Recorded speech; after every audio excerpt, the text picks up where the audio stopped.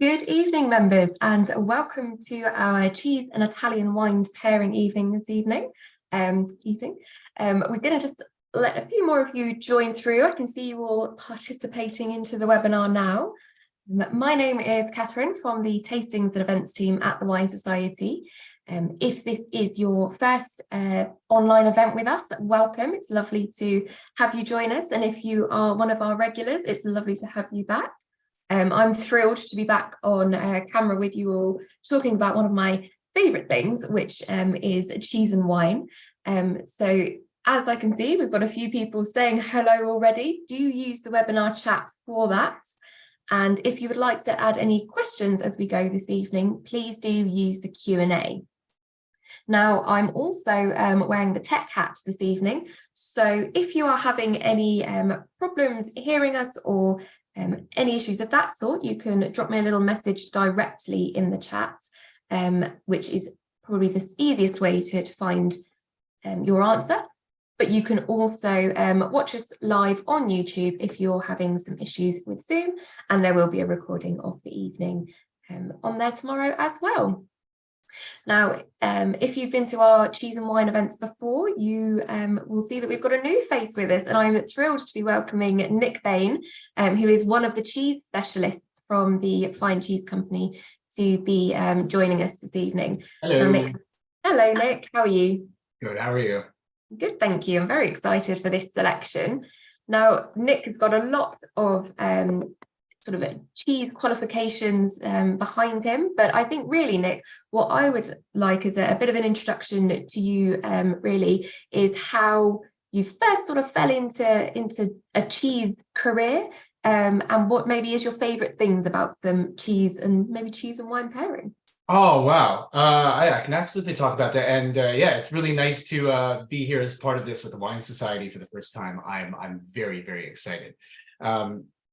For me, I mean, I've loved cheese my entire life. My mom tells me I used to be able to tell different blocks of Monterey Jack apart as a toddler, different brands, and was very picky about that. And I've grown up with really fantastic food and cooking with my family my whole life. So working in food was sort of a natural progression.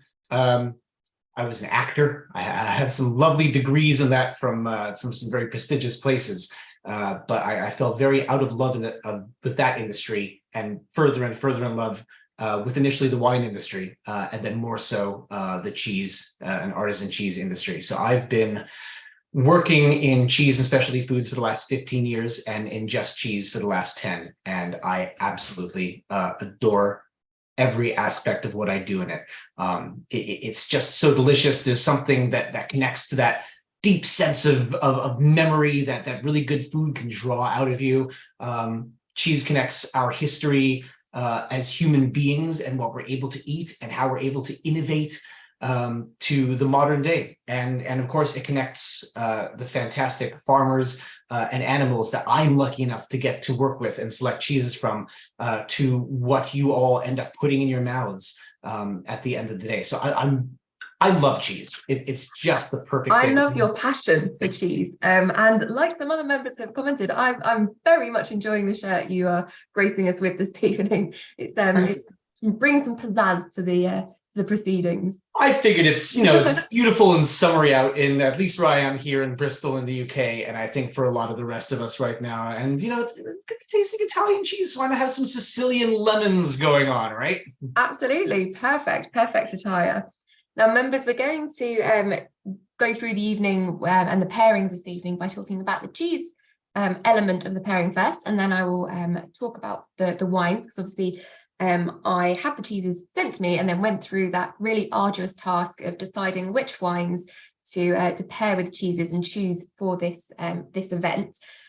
As you will have seen from my selection and from the emails I sent as well, we are pairing a red wine with the blue cheese a little bit later on, and the Marsala, which is our sweetest wine of the selection, with the Berkswell. So if you do have enough glasses, I would recommend having a bit in different ones, because there is some transferring there, but obviously when we come to it, I'll explain my reasoning behind it, and hopefully you won't think I'm too mad and haven't been having too much cheese before bed and getting crazy dreams about what to pair with what. Now, I think really, if we're ready to go, Nick, it might be nice to move on and talk about the first cheese.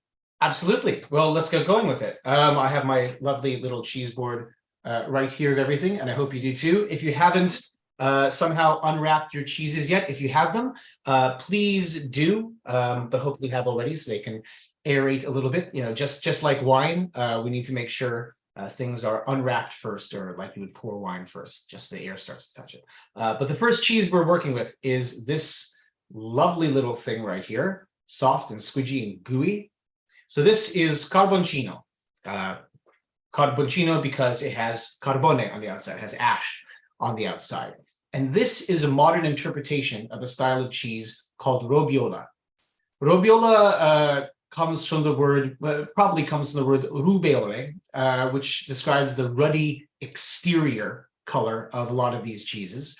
And what a robiola will really just be is typically a goat, sheep, cow, or mix thereof soft cheese from Piemonte. Yeah, there we go. I mean, it's doing what it does best in this picture, which is just drizzling itself absolutely everywhere in the most luscious and tempting of ways.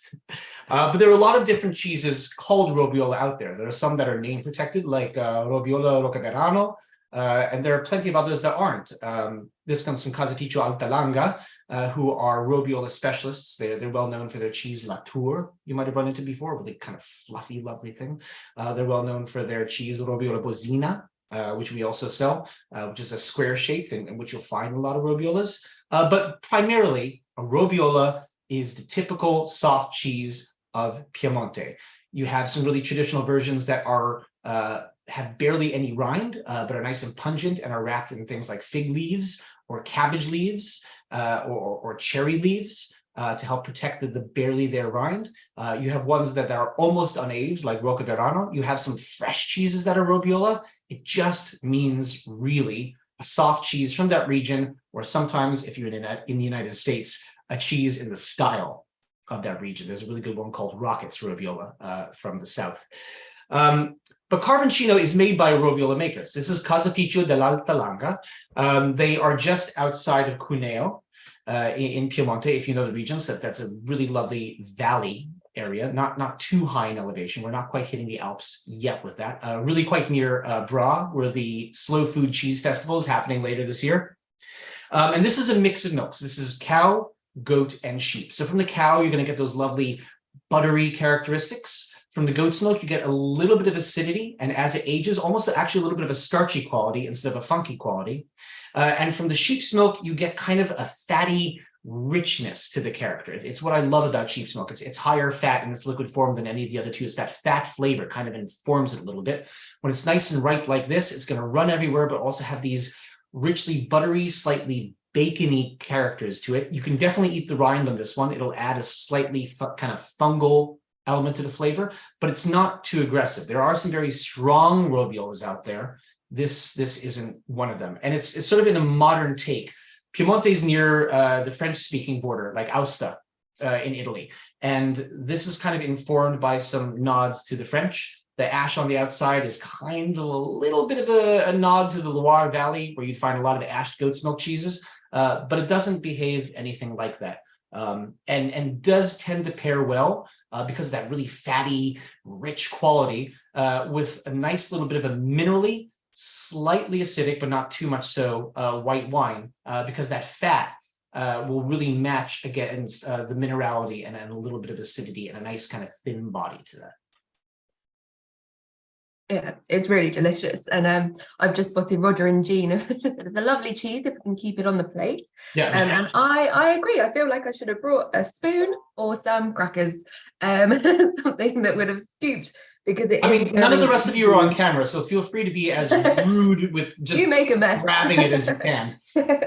I've got some kitchen roll handy because I feel I'm going to need it as we go. But it really is lovely. And you were saying about the tour and the other ones, and we've had those before, but this, I think it has a little bit more of a depth to it. I mouthfeel in comparison. It's got a lovely richness, and that mouthfeel, that fatty mouthfeel, it's almost a bit bouncy. They've done something interesting with this one. The goats in their region have a much lower fat content of the milk. It's a bit of a thinner milk, which makes incredible Robiola Rocaverano and some just pure goat's milk cheeses. So what they've done is actually worked with a producer elsewhere of goat's milk and brought that in because it has a much kind of higher, richer fat content. And so, yeah, it does create that sort of bouncy, thick texture in your mouth, not cloying, but enough to kind of just sort of run all over and coat the insides. And so you get a nice lingering finish because it stays on the tongue quite well. Absolutely. And even though it has got that lovely ooze to it, you are also still being able to give it a bit of a chew. And especially when you've got that extra additional, nuance of the texture with the rind as well, which is, I'm glad you cleared that off straight off, because that's one of the favorite things that I always would like to know as well. It's like, can you eat the rind? And I suppose you can eat all rinds once, but whether you would want to go back to it. You can nearly always eat the rind. So, as long as it's a rind that has been created naturally through the process of aging the cheese. Obviously, if it's a waxed rind, if there's plastic coat on the outside, don't eat that. That's not great. It's not good for you. But a natural rind, you can always get, you can always try it. That's nothing but lovely penicillium molds and ash on the outside of this particular one. And some people really enjoy the flavor, and some people not as much. Washed rind cheeses, not everyone likes the outside of, which we'll get to next. Some blues, not everyone does, but you can try. It's part of the cheese. Yeah, lovely. So while I'll let you enjoy some of the cheese, Nick, and I'll just touch on the wine choice. And I hope, members, if you've got the wines as well, that you're enjoying it, that you are finding it a nice pairing. I think this one, let me tell you what this wine is to start with. It is the TreRè Re Famoso Bianco from Ravenna 2022. I'm going to share the screen for you now. So this is a lovely ripe peachy wine. It's got some really fresh fruit to it, but it's also got, so it's predominantly Famoso, which is an indigenous Italian grape, but it also has some Chardonnay in the blend, which adds a little bit of that textural element and a little bit more minerality to it. And when I was deciding what to pair with this cheese, I was looking, because there's that similarity to the Loire cheeses that have that like goaty element to it, that mixed milk. I first looked at sort of your Loire Sauvignons, things that were a little bit greener, a little bit leaner, and actually found that they were just a little bit too austere. They were just a bit too much of a stark contrast, and that this needed a wine that had a little bit of a riper, softer fruit character to it, but still had a nice bit of minerality and a nice bit of texture, which I think you're getting through from the Chardonnay in the blend. Now, TreRè is a farm that was founded around 1960, that the sort of acquisition of the vines in Palermo took place, which was by Valeriano TreRè, and he's named it after himself. His daughter in 1976 decided, after having gone through some studies and sort of established her own life, that she decided she would actually join her father in the winemaking, and he was really pleased that his daughter was as passionate as he was. And then her son, so that is Morena, and then her son Massimiliano is also now part of the fold. So together they really work together to get these delicious grapes, and they are really focused on the wine almost being an artistic expression of the region as well, which you may have noticed from the more artistically inspired labels on the bottle. Just do a little, oh, there goes the light, a little hold up there. So all of their bottles have this similar sort of design on, and if you have a look on their website, it goes into it a little bit more detail. But I think it's true to have that indigenous grape brought to the fore and actually have it as such a reflection on the region. So this is the Famoso grape that we are referring to, and it was rediscovered in Emilia-Romagna after quite a few years of neglect, because it is such a characterful nose and has such aromatic qualities to it. The people that were growing it were actually deciding that it was more suited to table grapes, to grapes you would eat, because it had that lovely fruity juiciness to it, similar to a muscat grape. However, there were some winemakers that decided that actually it needed a little bit more attention and a little bit more careful handling, and it could make some really classy wines and also work in blends. So it's really nice to see it coming to the fore in this glass, and I hope you're finding it a nice pairing. Nick, what do you think of this wine with this cheese? Well, I enjoy the wine by itself a lot. I really enjoy, in particular, white wines that have, again, a little bit of that sort of stone fruit quality, but not over the top, have a really nice balance, good body. I think the Chardonnay fills that out really nicely. Yeah. But what I really enjoy is how this and the cheese are working together. I think this is a really nice pairing.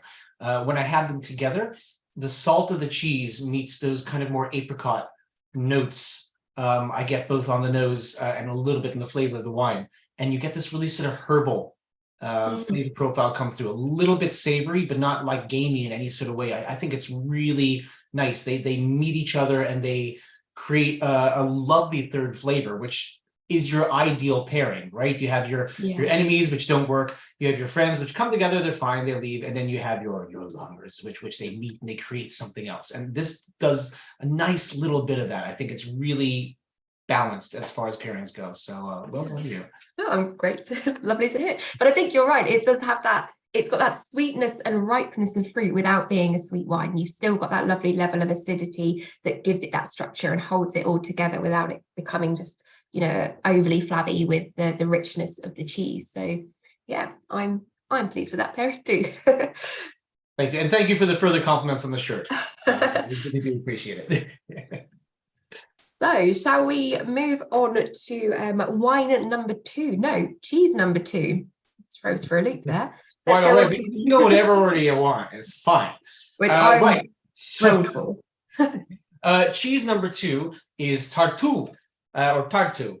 So that is this lovely little sticky, stinky cube you have there. And if you've ever had Taleggio before, you might notice a little bit of a similarity. And that's not a surprise, because this is basically a riff on the idea of Taleggio or a Stracchino style cheese.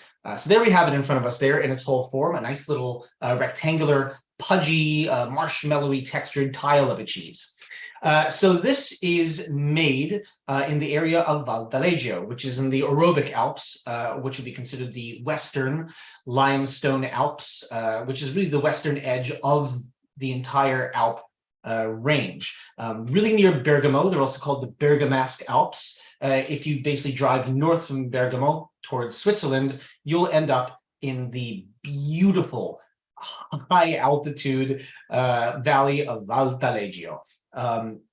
The style of cheese this is harkens back to something called a stracchino. Stracca meaning tired. So this is the milk of tired cows that have been moving around all day traditionally. There are a number of different cheeses in this family. Weirdly enough, Gorgonzola is actually in this family, but most famously are the kind of softer, either washed rind or bloomy rinded cheeses like what we call stracchino now, or Taleggio. Now, when I say a washed rind, just in case you don't know what that means, that is a cheese that has been matured by being brushed, rubbed, or lightly dabbed and washed in a brine. So that salt water attracts bacteria to the outside, which are where you get the sticky kind of orange coating and the smell. Washed rind cheeses tend to have a bit more pungency. But what I really love about this particular cheese is that it's really nice and mellow, not boring, but mellow.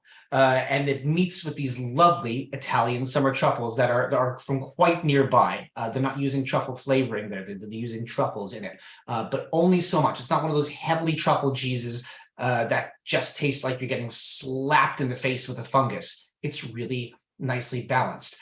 And part of that balance is down to the people who source it and age it. So this comes from one of, I don't play favorites, but this is absolutely one of my favorite companies I get to work with, which is called Casa Arigoni, Arigoni cheese. And this is a family of stagionatura, or what the French would call affineurs. These are people who specialize in the maturation of cheese. So they are sourcing this little cheese and they take it into their caves, and they've basically built a replication of an actual cave environment using cement into the side of one of the mountainous hills there. And they age this very traditionally in wooden boxes under cloth. So they wash the cheese, and they keep washing it in the brine as it ages to attract that bacteria, to break it down with this really soft texture. And then they're aging it like a taleggio traditionally in these wooden boxes. They're now on their third generation with the lovely Adele Ravasio of family involvement in this business. And they are masters of what they do. Some of the best taleggio I've ever tasted in my life, incredible gorgonzola, and then small, slightly different, either modern or regional specialties like the Tartu. And again, I really love this. Now, truffles are a bit of a divisive thing sometimes. Either they can be used in cheese or any other products to sort of mask something that's really subpar frequently. You know, you just throw truffles at it and show truffle aroma and flavor at it, and people will pay up the wazoo to buy it, even if it's not something particularly good. Or things are just really heavily truffled and out of balance. So what I look for when I'm choosing a truffled cheese or eating one is something, again, with that balance, where the amount of truffle and truffling used in it matches the intensity of the cheese. And I really think Tartu does this. You can see it is lightly dispersed throughout the paste. The aroma has that beautiful little kind of footy, earthy funk of truffles, but the interior of the cheese smells wonderfully sweet with the slight farminess of the exterior. And everything kind of works in harmony here. And I think that's really important when you pair it with a wine, especially like one of my favorite wines of all time, which is a Nebbiolo, because you're going to want sort of something that doesn't overwhelm the wine with its truffly or funky quality. So I'm really excited to try these two together, because I think it's a really, really smart choice on your part. So just to confirm, members, the next wine that we will be talking about, and hopefully you have some time to pour into your glasses now, is the Langhe Nebbiolo. So let me bring just a little screen up for that one, and we can have a quick look at the wine, and I'll just have a little talk about this one. But just before I do, I agree with the you know, you see so many things that have a truffle element now. I feel like truffle has become the savory version that salted caramel was a few years ago, where everything has a little truffle influence, and it, you know, it can be done really well, but it can also be you know, synthetic on the cheaper versions, and just a bit overpowering on others. And this, it feels strange to say, it feels like it's got more freshness to it, because, you know, truffle isn't really, or mushrooms, fungi as a sort of group aren't always the sort of thing that you would associate freshness to. It's got that lovely kind of earthy quality, but I do think it has that lovely freshness to it. And I agree, the actual paste and the sort of the cheese around the truffle, that lovely smooth, mellow, creamy, you know, it's a really nice foil for the additional flavor. And I hope a nice foil to pair with the wine. So the Nebbiolo, as you will hopefully see, this is, my hand's not quite white enough, but it's a lovely lovely, very true red. It's got that lovely sort of garnety clarity to it, and hopefully on the nose you'll find it's got that lovely crunchy, crisp sort of bright red fruit, but still has a little bit of softness and depth. There's a little bit of spice there. It's had some time in oak, and it's got a nice refined elegance to it on the palate, which it's silkier. The tannins have mellowed out, they've softened out. It's not fighting with the cheese, but it is complementing it nicely. It's got that sort of a velvety cloak to the cheese in your mouth. Just very quickly, Richard has commented that he's got the exhibition Langhe Nebbiolo 2018, which is quite punchy. And how does it compare with this one? And I would say, yes, Rich, that is how I would expect it to be as a comparison. This one is a little bit, it's more refined. It's got a softer fruit sort of concentration to it. It doesn't lose flavor, but it's not quite as in your face. It's had a bit of time to round itself out. It's not a delicate wine, but it is definitely a classy wine. That's not to say our exhibition wine isn't classy, but it is just a little bit gutsier. So this wine is from Paolo Conterno, and that was founded all back the way in 1886, when Paolo Conterno decided to found Casa della Ginestra, to dedicating it to the production of Nebbiolo, Barbera and Dolcetto wines. Now, just to clarify that this is made from the Nebbiolo grape. So we do describe it as appealing to Barolo lovers, obviously Barolo being the region in Italy rather than the grape variety. But also, we do also say it would appeal to Burgundy lovers, and I do think because it has that differentiation of not being as full on as some Barolos can be, it does have that silkier elegance in comparison, which hopefully you will find. And actually is one that, similar to some Burgundies, you could have this a little bit cooler, and that will bring a little bit more of a different dimension to it as well. So Paolo decided to found this winemaking sort of winery and the vineyards, and he really wanted to focus on these grape varieties. And in Ginestra, where they have the vineyards, they're really lucky to have them on a lovely elevation of slopes, so that they get the perfect ripening. It also means that they aren't over ripening the grapes, so it still has that lovely bit of acidity there as well. Now I'm just going to reshare, because I've got a lovely little map for you. So let me get that open now. So on this slide here, you'll see hopefully at the top here is Ginestra. So that is where they have their vineyards. And if you think of the area as a whole, if you look down into this part of Italy, then goes into Piedmont and then into Barolo, and they are here, this little orangey part here.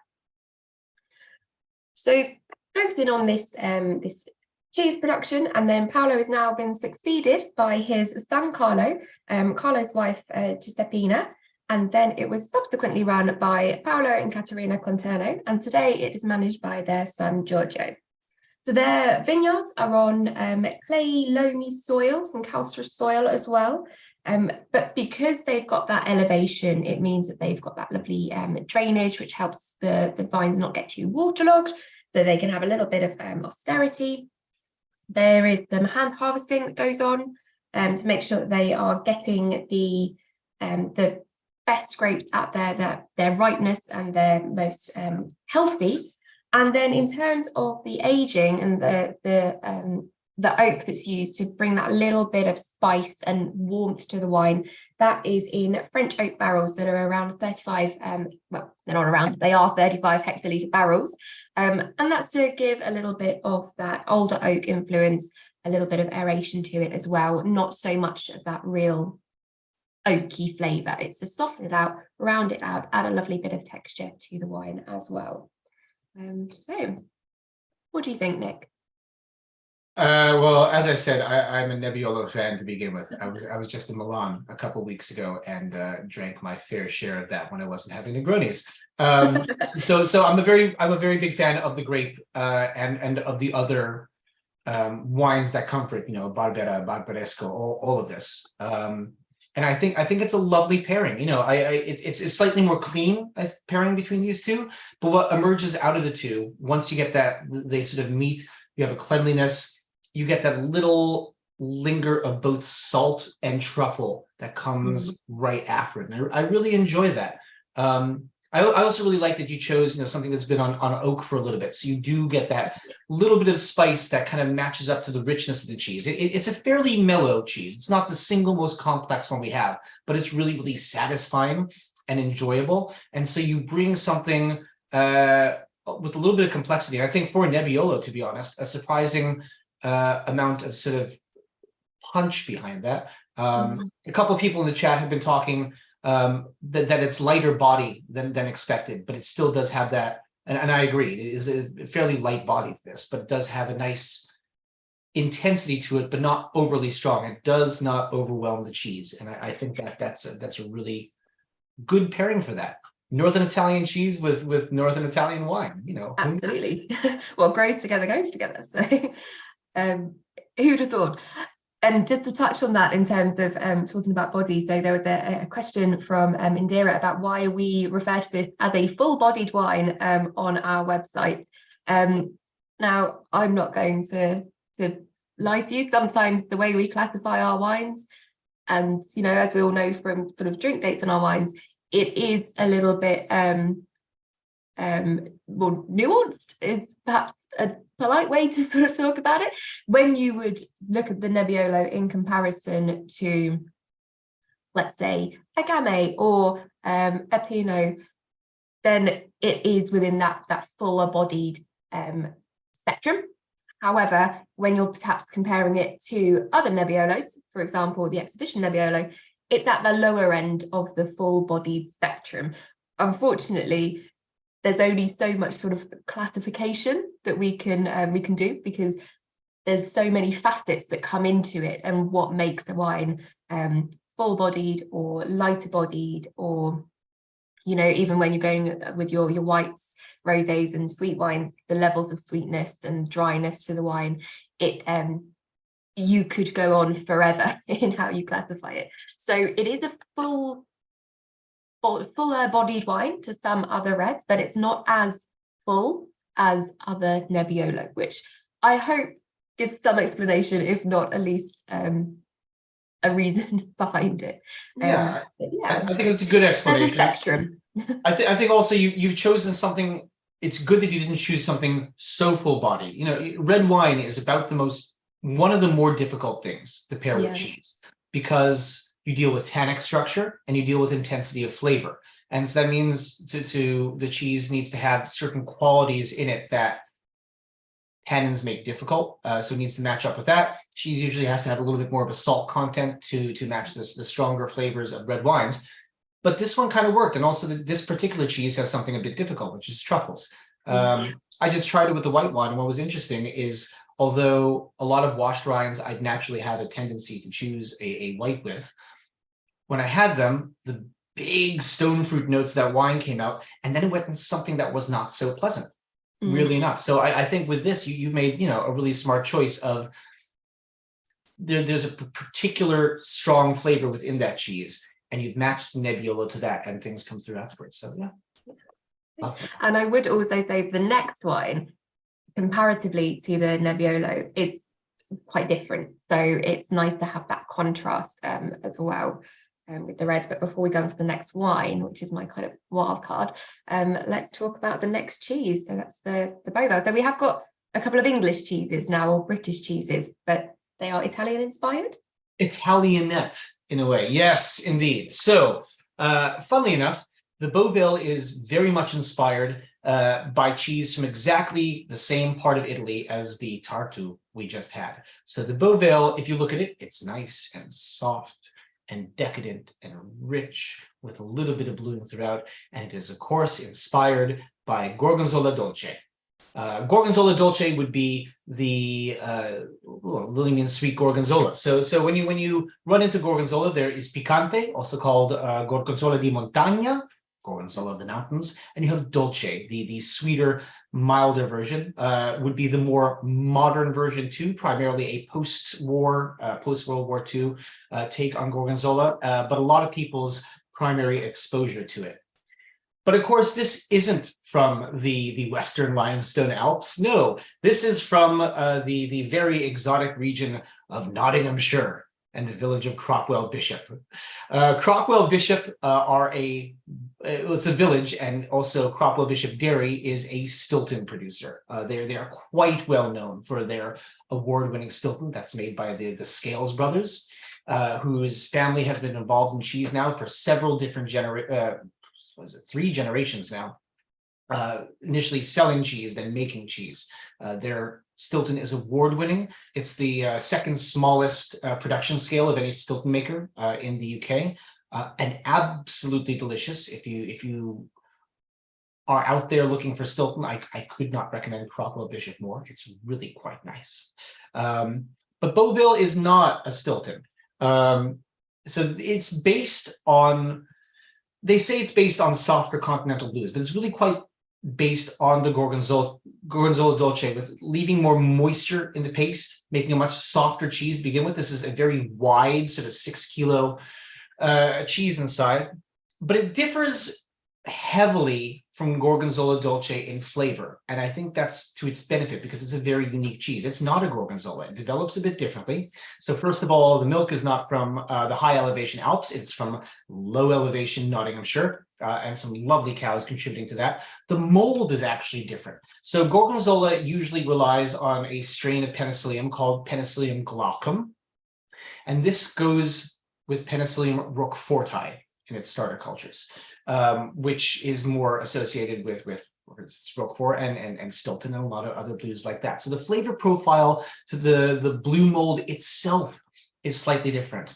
And what I love about this cheese, besides the fact that it is buttery and rich and decadent, and that Robin Scales has won a host of awards for making it, is that it's a little bit more salt and a little bit more buttery than its Italian equivalent, which tends to be more kind of cream forward and slightly sweet and slightly boozy. This one I love because there's almost a herbal quality to it. And I think that's really heavily from the Penicillium roqueforti in there, with a slightly more peppery spice, sometimes a little bit sagey or rosemary in character. And it's one of the most pairing-friendly blues I can think of for a soft blue. Firmer blues tend to be a little bit more overall diverse for that. But soft blues, this one has a little bit more salt, which is great. But also it's one of the most hands down approachable blues I've ever run into. It's one of the ones I use as what I call a conversion blue. So for all those people who come in and say, I don't know, I don't really like blue cheese, I reach behind my cheese counter, I bring this forward and say, give this a try. Because what it has is, again, that rich, buttery, decadent, luscious character that people absolutely love, with just a hint of being informed by the blue mold that's in there. But it's also blue enough and complex enough that those of us who really adore blue cheeses really enjoy it. Now, interestingly, what I would normally pair this with, and no wonder, is a late bottle vintage port, something plummy, not too much tannic structure, not too much acidity, something that basically takes buttery and brings it to a fairly indulgent level. And I've paired it with rosés before, and those have been quite nice. This is going to be a treat and a half, though, because you are pairing this with a red wine, which when you said that to me, I kind of did, what? I think, though, it's really, again, I like your slightly more daring pairings here. And I think it's actually quite smart, especially because towards that rind there, you get this slightly more fungal and earthy quality to the cheese. And that's going to start to hold up with this particular red wine, which I tried a little bit of independently before we did this talk, because I had it open, and I really love. So I'm excited to try these two together, and also to hear what you have to say about this, because I think it's just really a great idea. Well, I'm glad you tried the wine and you love the wine already. So that's, halfway there. So members, the next pairing, which is my slightly off-piste pairing, is the Teroldego Rotaliano. It's from Castel Firmian, Pecorino. Let me just pop the screen up for you to have a little look at this one. Now, if you've done any cheese and wine events with me before, or perhaps come to any of our members' lunches or dinners, you may know that I don't always like to play it safe with my pairings. I like there to be a bit more thought, or something that triggers your thinking behind it, and actually thinking of the pairing as a broader scope rather than just this and this is nice, which works lovely, but I like to go a little bit further sometimes. So a lot of what Nick was just talking about in terms of why the cheese is so lovely, and also, you know, I agree, it is a really lovely entry blue cheese if you don't find blue cheeses to really be your bag. It has that lovely buttery thick richness to it, which I didn't think was too dissimilar to clotted cream. So it's not thin clotted, you know, it's not that thin sweet cream, it's cream with piquancy. It's got that lovely richness to it. And one of the best things to put with clotted cream is some really lovely thick squishy compote, and that is where I think this wine comes in. So Teroldego is the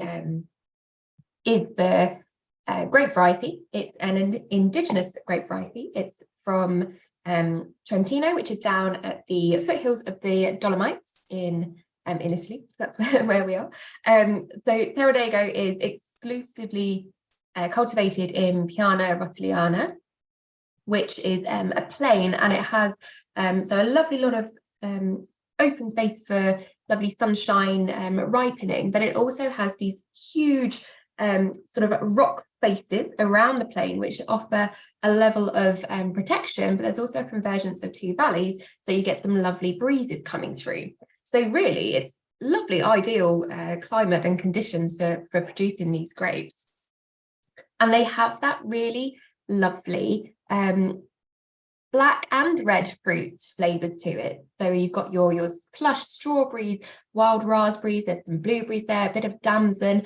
Everything is ripe and fresh, but squishy. It's like it's had a lovely afternoon in the sun. So it's not overcooked, it's not jammy, you've still got freshness to come through, but it also has a level of spicy, smoky, a little bit of balsamic there as well, which picks out the piquancy of the blue part of the cheese. So you're not having it really disjointed. Now, I wouldn't automatically say, always go for a red wine when you are going for a blue cheese. I find that if the blueness of your cheese is too strong and your red wine doesn't have the intensity and concentration of the fruit, it can end up being quite metallic. And you don't want that. But I think this has that plushness to it, and the tannins are lovely and mellowed and really well integrated, that it really comes across nicely. In terms of the production, so it is from Metacorona, and as I say, so the vineyards are down in the Rotaliana plain, and they will sort of harvest the grapes at the optimum ripeness. They macerate on the skins with some frequent repassing of the must. So that astringency that you can sometimes get from having time on the skins is elevated is not the right word, alleviated. Does it take some influence from like Valpolicella with that? Yes, so you're passing it through, so you're getting that flavour really come through, but still getting that lovely, lovely colour. And if you've still got some of the Nebbiolo in another glass, you do a little side-by-side comparison, you can see the intensity and the concentration in comparison. So after that maceration, it then has, once it's all sort of lovely and fermented, it has 24 months of aging, and 12 of that months of that time is in oak barrels. So you've got that lovely softening out of the tannins, you've got a little bit of that oaky spice coming through. And Dara said, could it have a few more years? It absolutely could have a few more years. It's got the structure and the intensity to have that. Oh, and again, another lovely question about the Nero Fino. In comparison, I think the Nero Fino from the same producer is a little bit brighter and a little bit crunchier in your fruit profile. I wouldn't go as far as saying it's got austerity, but it's got more of a sharpness to it, whereas this is that lovely, soft, ripe fruit, while still having a level of acidity that you need to give that structure and not become sort of a wallflower against the cheese. And it's 13% alcohol as well, so it's not a wishy-washy wine, but again, I think that's really nicely integrated as well. Oh, and it goes well with the cheese, which is great. So glad to see people are enjoying it. It's quite nice. You know, you've done really well with this. It's like you said, it's not jammy. It has a slightly more kind of compote, just barely cooked or fresh fruit quality to it, with really gentle, silky tannic structure to that. And you know, the nice thing about Beauvale is it has a bit more salt in its profile than a Gorgonzola Dolce. This frankly, I don't think would work with Gorgonzola Dolce, and I wouldn't pair it with that. But you add that slightly more, almost like a charcuterie salumi sort of characteristic of this blue cheese that supports the rest of its really approachable flavors, and you're able to pair a red with that. Again, we're getting very close to the idea of what grows together goes together. You know, the Beauvale is based on a Gorgonzola, which is aerobic Alps. Just to the east is the Dolomites, in the southern limestone Alps there. And you talk about, you know, that wonderful influence of the air. Prosciutto di San Daniele is also made in the Trentino area, and they talk about how the airs of the Adriatic meet with the winds of the Alps, and combine to really influence the flavor profile of the ham. You find the same kind of air influencing how grapes grow in that region. Of course, depending on sort of what slope of the Dolomites you're on there. I think it's a lovely pairing. It's not over the top. I know Italian wine has this really, so I used to work, to give you context, my first work in specialty foods was at an Italian specialty food shop, and very small chain in San Francisco that no longer exists, called A.G. Ferrari. But I was really into wine before I was into cheese. And I kept hearing over and over again that Italian wine has this reputation of being fairly overbearing, or, you know, Montepulciano that tastes like cardboard, and so on and so forth. But I think it's just simply not true. This is a lovely, refined wine that's had just enough oak to it that you start to pick up again that spice, little bit of vanilla on there, but not too much, nothing overbearing, nothing heavy-handed. Even though it's a bit fuller than the last wine, it's not thick. Just a beautiful piece of work, I think. Thank you. I'm glad. Yeah, good price for it too. We do have a question about the Beauvale, actually, from Roger and Jean. And it's, how old is the Beauvale? Oh, it's pretty young. Beauvale is about 2 months old. It's quite a young cheese. Doesn't need too much time, because it's a high moisture cheese, very soft cheese, so it breaks down really, really quickly. The piece you have there is slightly older than that. It's had a little bit of time with us at the Fine Cheese Company. We have our own maturing rooms, both holding rooms and maturing rooms, but where the cheese can actually ripen a little bit further. We keep that one at a very cold temperature, so ripens slowly. If that one starts going too fast, we'll get a very strong blue cheese with a very wet exterior. So we want it to ripen quite slowly when we have it. So we keep it at a lower humidity for itself and a much lower temperature. But it's broken down fully. A younger version of the cheese, when it's just hit release, will have a little bit more kind of acidic and what they call it like a lactic structure to the center of it, where it hasn't proteolized as much, where the proteins haven't broken down. But yeah, 2+ in this case. Ooh. Richard's given a nice little defining description between the Nebbiolo and the Rotaliano, which I think is lovely, that the Nebbiolo is lean and chewy and the Rotaliano is voluptuous. And I think that's a really, really nice way to differentiate the two reds that we've had this evening. It's a voluptuous wine with a very voluptuous cheese, I would say. Absolutely. It's very filling and plush. It's like being smacked in the mouth with a velvet pillow. It's lovely. So the next cheese we'll be going on to is the Barkswell, and this, members, is to pair with the Marsala. So if you have that one, pour that for yourself, and if you were able to give it a little bit of a chill before you did, we started this evening, great. If not, it will still be delicious. But Nick, can we hear a bit about the Barkswell? Absolutely, we can. This is a cheese I adore and I've loved for many years, even when I was a cheesemonger in the United States, and I would carry this. I have loved it. Bit of controversy with how to say it, but nobody will really care. The producers would say Berkswell, Other people would say Barkswell. It doesn't matter as long as you enjoy it, I would say. This is a cheese we hand select, so we will go actually up to Ram Hall, where it's made, the very aptly named Ram Halls. This is a sheep's milk cheese, and select the cheese with the Fletchers, who make it. So this has been made since the late 1980s.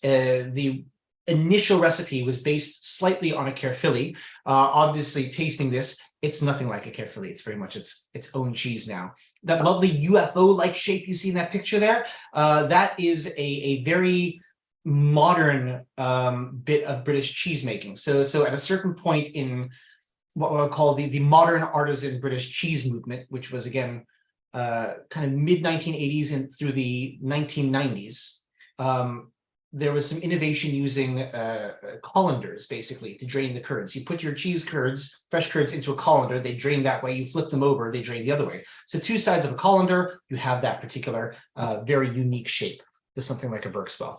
The Fletchers, as a family, have been on their farm for the last 6 generations. So since 1881, a long, long time. And it was actually called Ram Hall Estate before they had all their sheep. But they have all of their own sheep. They are a crossbreed between the Friesland sheep, really lovely breed that produces a lot of milk, and the Lacon, which produces less milk, but is most famous for the rich and beautiful high component milk, which goes into the production of Roquefort. So their sheep are specialized for cheese production in particular. They grow all of their own feed on the farm with diverse and renewable crops. It's a very insular operation, so you're getting a very distinct taste of place. The place in this case being just outside of Coventry in Warwickshire. This particular wheel you have there is aged about 7 months right now. Again, what we choose is based so heavily off of flavor profile and texture and how we think that will develop. So sometimes as a company, we will have these cheeses at 6 months old, sometimes 8 months old, sometimes even more than that. There you see an example of us trying the cheese and tasting how it's developing.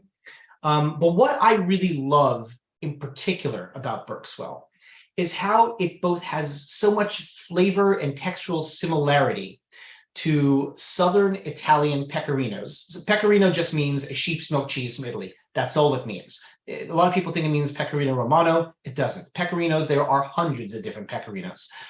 Southern Italian pecorinos, especially from Campania and Calabria, and further, if you jump over the water to either Sardinia on one side or Sicily down south, have a lovely kind of firmness and acidic structure to them. A bright sort of almost tomato-like acidity. And this absolutely has that while being very much its own cheese. It also has these slight hints of kind of berry fruit to it, of this sweetness, and you get that fat of the sheep's milk that just kind of coats your mouth and sticks in there and lingers. If you get a bit of the rind, which is a little bit mustier on this cheese, when you smell it, or even if you taste it, you'll get almost a little hint of a slight peppery quality. Nothing soapy or acrid, but just enough to kind of support all the rest of the flavors in there. It's a really, really beautiful piece of British artisan raw milk cheese making, made still at a very small scale by a fantastic producer. The kind of producer who's very much at risk from any small thing really throwing them off or going wrong. And it's, I think, really special that we're able to have cheese like this. And I think tried against wine that really suits it, because again, when we're talking about a Southern Italian sort of flavor profile and textural profile to a cheese, the natural inclination would to be go with this kind of cheese would be to go with a very kind of robust red. But I actually think that frequently overpowers cheese like this unless you have a ton of salt, with Caciocavallo style cheeses like El Ragusano, or really kind of aged out Mallorquino, something like that. This needs something a little bit more restrained. A frequent pairing with this cheese has been Madeira. And I think as a result, the pairing of this with Marsala is actually a really great idea, because the idea is not to just blast it with something like a Nero d'Avolo, you know, the classic pizza wine, but to actually meet those saltier flavors with something slightly sweeter, not try to kick the body of this cheese away with something even stronger and thicker than it, but to have something that sort of meets it in the middle. I think when you told me that you were using a Marsala for this, and not a cooking Marsala, a real Marsala, I thought that was just such a great idea. Well, that was one of the things that really drove me to choosing the Marsala to pair with this. The members, we are now onto the Marsala, so if you've not already been having a sip, I would encourage you to do so now, and to continue sipping it for the evening, because it is just beautiful. But it is something that when you're looking at sort of sweeter wines, fortified wines, I don't think Marsala gets the same it gets the recognition or the interest that perhaps it should, especially in this country. I think we turn more to ports, Madeiras in recent years. You know, sherry's had that resurgence, and like if they're cooking Marsala, that's what we think of, you know, Marsala for. But I you know, think we need to be drinking more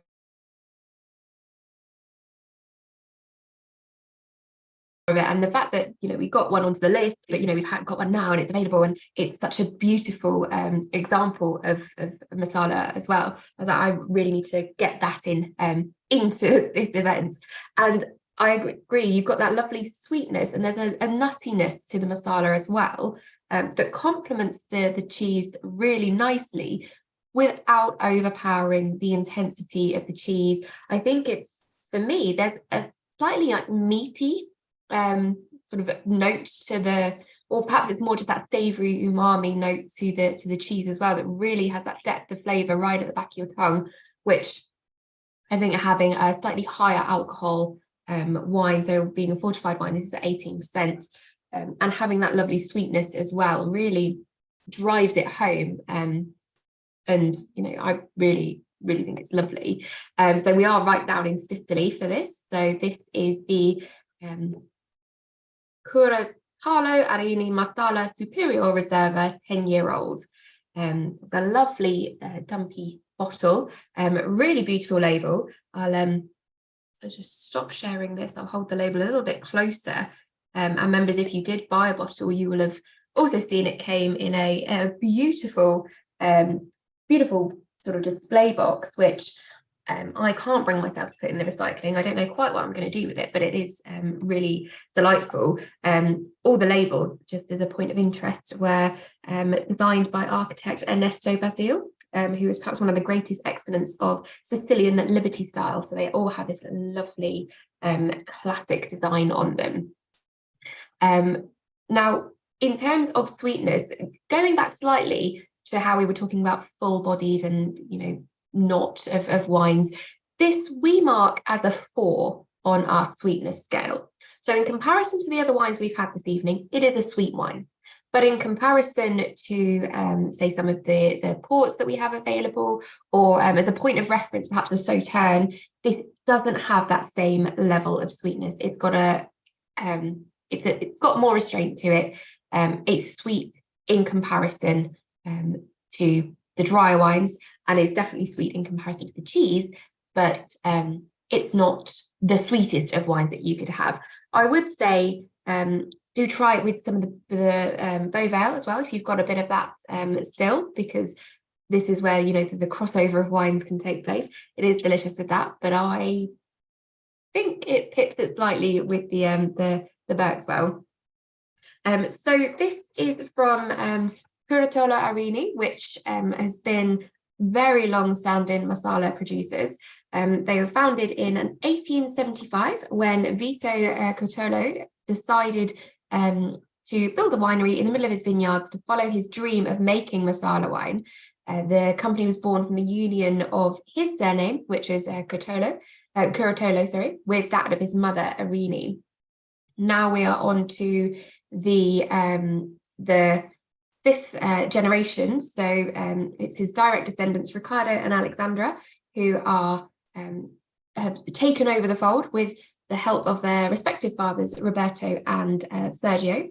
They're proud to be the oldest Marsala winery still managed by the same family. And their winemaker is Antonio Reina, and he has been with them for more than 10 years, and he is responsible for all of their wines, including the Marsala wines. So in terms of how it's produced, they make it from the white grape varietals that are grown in the terroirs located in the coastal area, which is Triglia, Scaletta, and Berghi, which is the districts that the grapes are grown. And it is made from, this is gonna really test me because I did write it down. I know one of them is at Grillo. Let me just get the screen back up and I'll confirm that. I'm so excited to hear this. What am I going to say? It is definitely Grillo. Bear with me, members. Talk amongst yourselves. I've written this down. While you're looking for that, I will mention, I'm seeing in the chat a couple of mentions about the sheepiness of this or how it smells like roast lamb. That is absolutely on point. And that's because, being a sheep's milk cheese, that fat has the lovely compound of lanolin in it. So if you've ever smelled wet wool or enjoyed the smell of the fat on a cut of lamb grilling, that's lanolin. It's got the kind of oily, sheepy quality to it, and it's why that cheese behaves like it does, and it's why sheep's milk is so wonderfully unique. So yeah, right on point, everybody. Well done. I've now recovered, found my information, and actually this is a great point to be sharing a map which had the information on, so I could have just done that. So the grape varieties is Grillo, Inzolia, and Catarate, all white grape varieties, and the Marsala, here we go, it's produced here in Sicily, so we're right on the western sort of edge of the island, with the winery just a little below it. So you've got that lovely ocean influence, a little bit of cooling there, while the grapes still have that lovely chance to ripen, because it is such a nice hot southern area to grow them. So they use the Grillo, Catarate, and Inzolia. So it's the sun, the heat, the winds. It mitigates the temperatures by drying the night humidity that's brought on from the sea. And there's this red soil that is really great in keeping that lovely warmth, helping the grapes reach their optimal ripeness. But it does also mean there's a lovely level of drainage as well, so it's not too hot. In terms of the fortification, it's fortified up to 18% alcohol, and it uses a combination of to bring that sweetness, and then the fortification is cooked must and also Mistela, which is a sort of muscat-based wine spirit to bring that fortification up, and it stops the fermentation. Then this wine has had 10 years of aging, but a Superiore Reserva has to have a minimum of 4 years, so that's had thick texture on top of the minimum, and it really comes across as this very well integrated sweet Marsala that has that lovely depth of flavor. You can see as well by how gold the color is as well. It's had that lovely time to really sort of mellow through and become oh, that's a bit better, isn't it? Beautifully golden in hue, and I think it's really, really nice pairing, I think. There we go. It is a really nice pairing. I agree. I should also mention to everyone who's being so lovely and complimentary in the comments, thank you so very much. That means a lot. And I think this is again a really lovely choice of wine.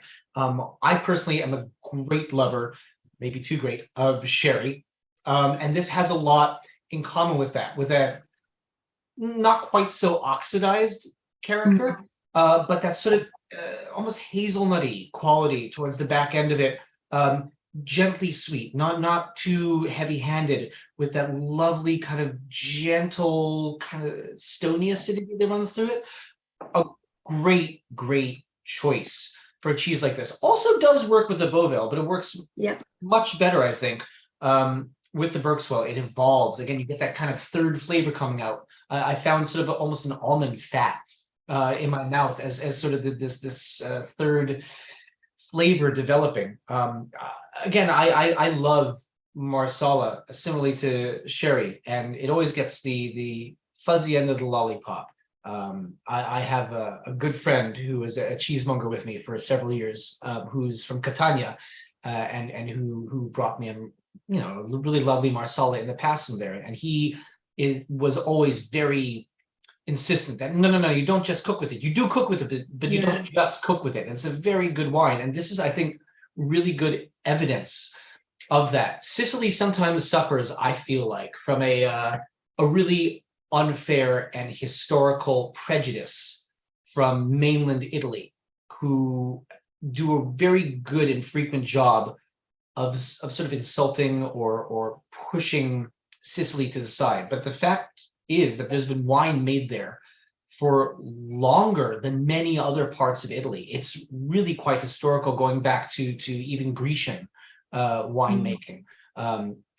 So I think something like this is a really beautiful example of what Sicily has to offer, and certainly what to pair with a cheese like this when you don't want to just jump to red wine, but want to find something a little bit different. Absolutely. I really love it. You've done wonderfully. I really enjoy it.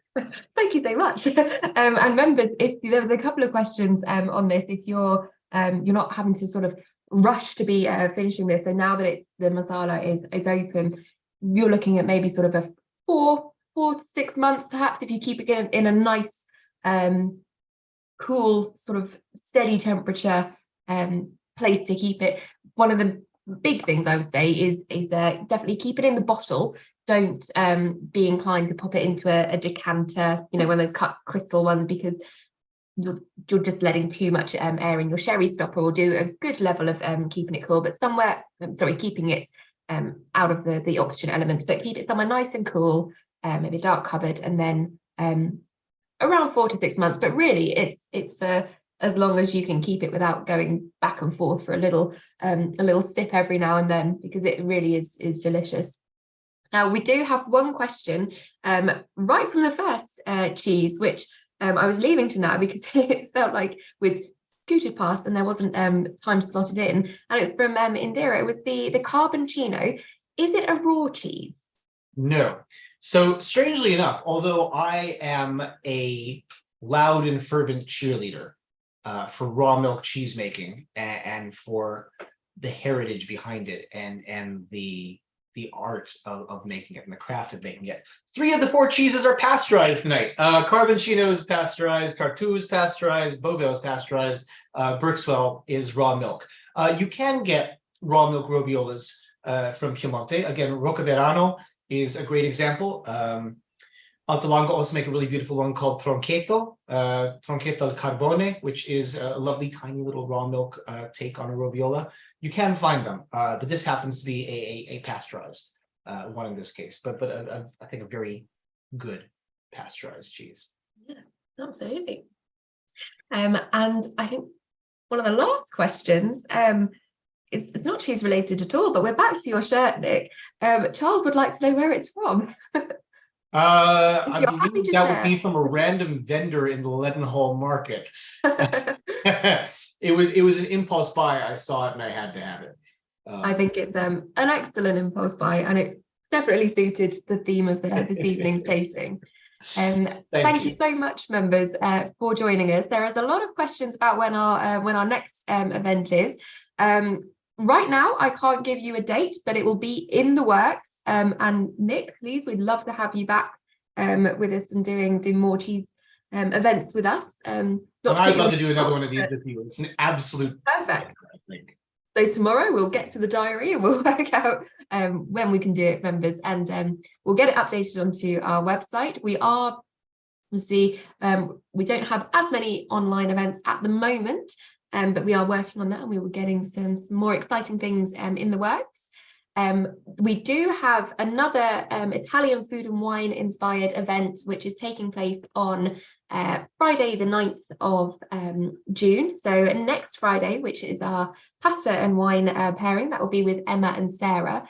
So do take a look at the website for that. And I'll also pop it in at tomorrow's thank you email. But thank you very much for joining us. Thank you very much, Nick, for doing this event with me.